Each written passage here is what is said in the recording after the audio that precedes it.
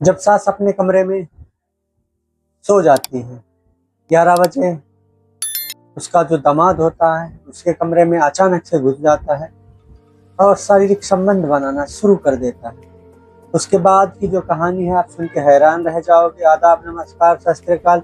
Story के नए episode में आप सभी का बहुत बहुत स्वागत है। आज की जो सच्ची घटना मैं आपको सुनाने जा रहा हूँ, ये सच्ची घटना है बिहार की, जहाँ पे एक रामू नाम का लड़का रहा करता था। अक्सर मजाक टाइप का लड़का था, उसको बहुत मजाक करना पसंद था और उसका जो व्यवसाय का स्रोत था वो था मोबाइल की दुकान चलाना। रामू के घर में टोटल 3 लोग थे, माता पिता और रामू, और अच्छा परिवार, अच्छा खासा परिवार चल रहा था, सब कुछ ठीक ठाक चल रहा था और रामू भी अच्छी कमाई कर रहा था मोबाइल की दुकान से। तो अब रामू की उम्र लगभग 28 साल हो चुकी थी। तो रामू के जो माता पिता थे उन्हें कहीं ना कहीं लगता था कि हमारा बेटा जो है अब जवान हो चुका है, अब बेटे की शादी के लिए नया रिश्ता ढूंढना चाहिए। तो बेटी की शादी के लिए पड़ोस के गांव में एक नया रिश्ता ढूंढते हैं। लड़की भी अच्छी होती है, संस्कारी होती है और गोरी चिट्ठी होती है। तो कुंडलियां मिलवा लेते हैं, मुहूर्त निकलवा लेते हैं, शादी फिक्स हो जाती है रामू की। और रामू की शादी जब फिक्स हो जाती है तो रामू मोबाइल देता है अपनी होने वाली पत्नी को और उससे बात करना शुरू कर देता है। हर दिन बातें किया करता था, उसकी ऐसा लग रहा था लत हो गई थी बातें करने की।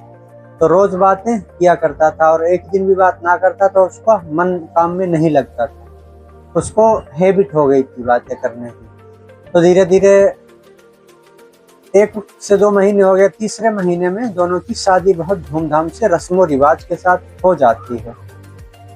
जब शादी हो जाती है तो सब लोग खुश होते हैं और जो बहू होती है, मतलब पत्नी होती है रामू की, सीमा, वो अपने घर ससुराल आती है। सब खुशी का माहौल था, सभी रिश्तेदार नातेदार खुश नजर आ रहे थे, सबको एकदम अच्छा लग रहा था।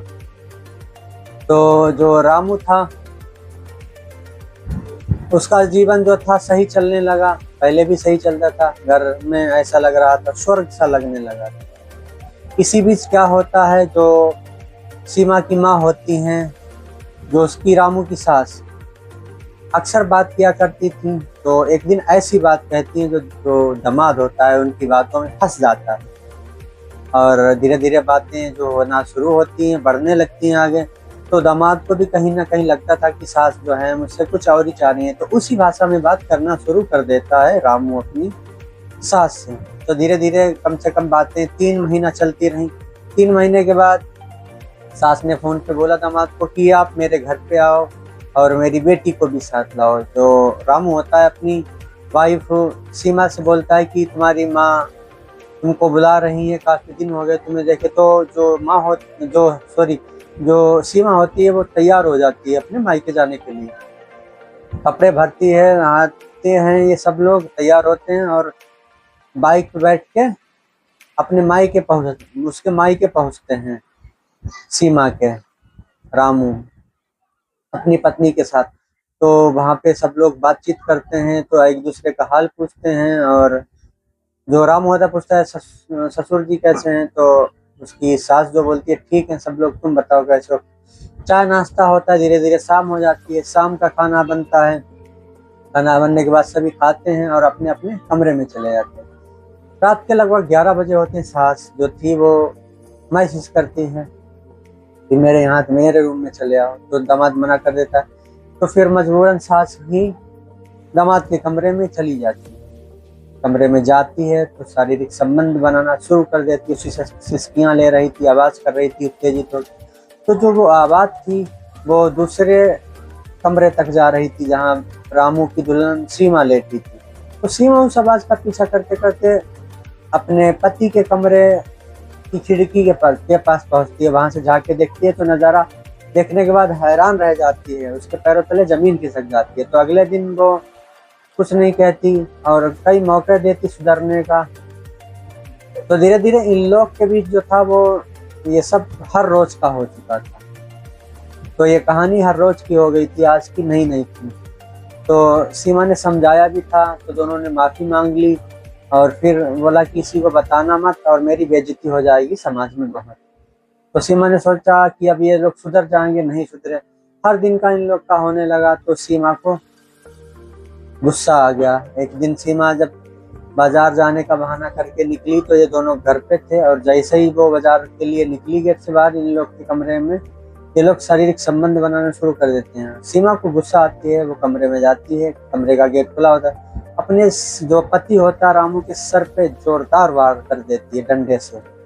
जो रामू होता है उसके मौके पर ही मौत हो जाती है। उसके बाद पुलिस को फोन करती है, बोलती है कि मैंने अपने पति को मार दिया है, मेरे पति के नाजायज संबंध मेरी माँ से थे और मैंने इनको दोनों को संबंध बनाते पकड़ लिया, इसीलिए मैं आग बबूला हो गई। तो पुलिस आती है, पोस्टमार्टम के लिए लाश को भेज देती है, और जो कातिल होता है सीमा उसको जेल के पीछे भेज देती है। तो दोस्तों ये जो रिश्ते हैं ये भी हमारे पवित्र रिश्ते हैं, इनको शर्मसार ना करें आप जो मतलब पॉसिबल नहीं है उसको भी पॉसिबल आप लोग कर रहे हो। सास के साथ संबंध बना रहे हो, आपकी वाइफ है, अब वाइफ के होते कोई अपनी माँ के साथ संबंध क्यों बनाने देगा? आपके साथ शादी हुई है आपकी पत्नी की, तो वो किसी की और की बाहों में आपको क्यों देखेगी? वो बर्दाश्त नहीं कर पाई इसलिए मार दिया उसने। तो दोस्तों आप लोगों की क्या राय है कमेंट करके इस वीडियो में ज़रूर बताइएगा। स्टोरी अच्छी लगी तो चैनल को सब्सक्राइब कर दो, और आप लोगों से मुझे सपोर्ट चाहिए। आप लोग का एक सब्सक्राइब मेरी लाइफ चेंज कर सकता है। मैं काफ़ी साल से मेहनत कर रहा हूँ, मेरी मेहनत सफल नहीं हो पा रही। आप लोगों से निवेदन है कि ये वीडियो पूरा देखें और सब्सक्राइब करें, और अपने दोस्तों को भी हमारे चैनल के बारे में बताएं। और आप लोग जहाँ जहाँ से वीडियो देख रहे हैं उस प्रदेश का नाम ज़रूर मेंशन करें, ताकि अगली जो वीडियो है उसमें आप लोगों का मैं नाम एक पेपर में लिख के और नाम बोल दूं कि ये हमारे सपोर्टर हैं, ये हमें बहुत सपोर्ट करते हैं। प्लीज़ कमेंट ज़रूर करें, और बिना कमेंट करे यहाँ से मत जाएं। दोस्तों स्टोरी को सुनाने का उद्देश्य आपको परेशान करना नहीं, आपकी भावनाओं को हाथ पहुँचाना नहीं। इस स्टोरी को सुनाने का उद्देश्य बस इतना ही है, आप लोग जागरूक रहें, जो हमारे समाज में क्राइम बढ़ रहे हैं उनको ख़त्म किया जा सके। मिलते हैं एक नई स्टोरी में, जब तक के लिए जय हिंद, वंदे मातरम। आप सभी अपना ख्याल रखें।